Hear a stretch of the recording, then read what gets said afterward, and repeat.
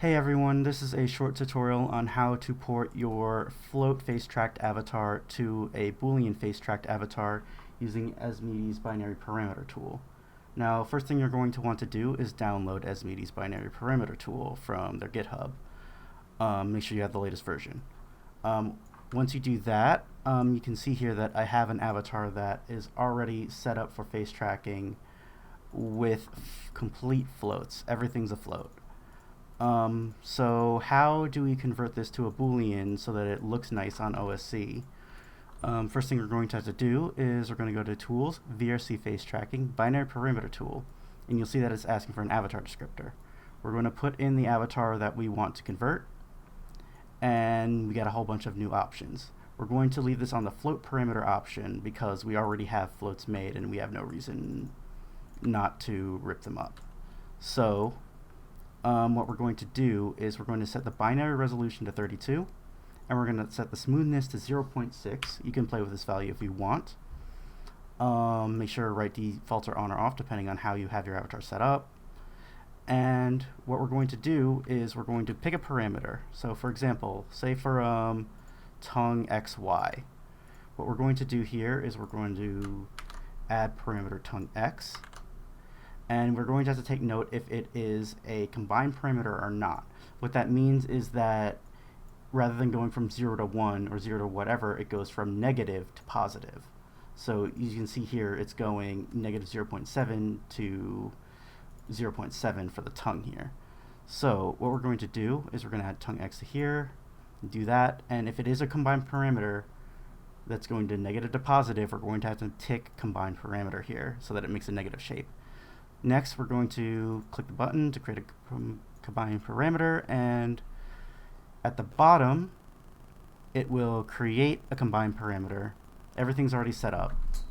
And basically, you're just going to repeat this process for every float value you have, except for eyelid expanded squeeze, because those require a little bit of a separate setup, which this tool currently does not have the capability to automate. And eyes X and Y, as those cannot be Booleaned. But you're basically just going to repeat this process down the line for every parameter you have that's float. And on the final expressions menu, for here it would add them. It is adding them automatically, but you can also add them manually: x1, x2, x4, 16, negative if it is a combined parameter. But yeah. See here we have everything already set here, and yeah, that's basically it.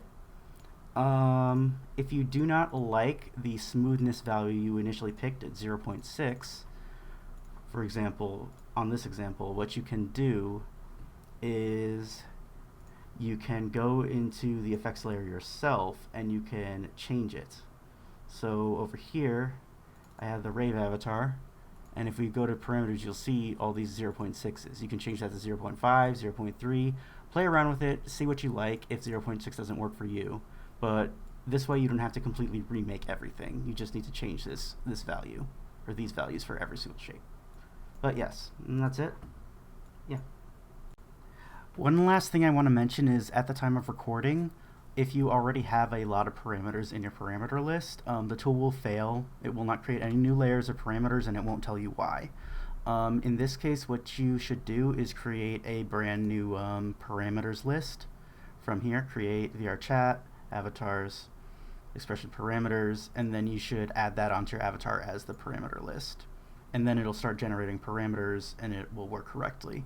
After you've finished adding your Boolean parameters, what you can then do is you could merge your Boolean parameters into your existing avatar's parameters. But yeah, anyway, that's all I want to add. Bye.